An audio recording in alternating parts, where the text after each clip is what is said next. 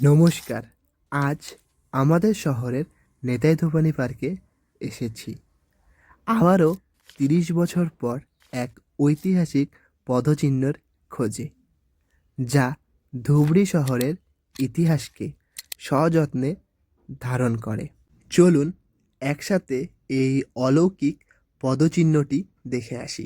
এইটা সত্যি একটা অবাক করা তথ্য যে কিংবদন্তি অনুযায়ী এই নিতাই ধূপানি নামটির থেকেই নাকি এই ধুবড়ী নামটি নামকরণ করা হয়েছিল।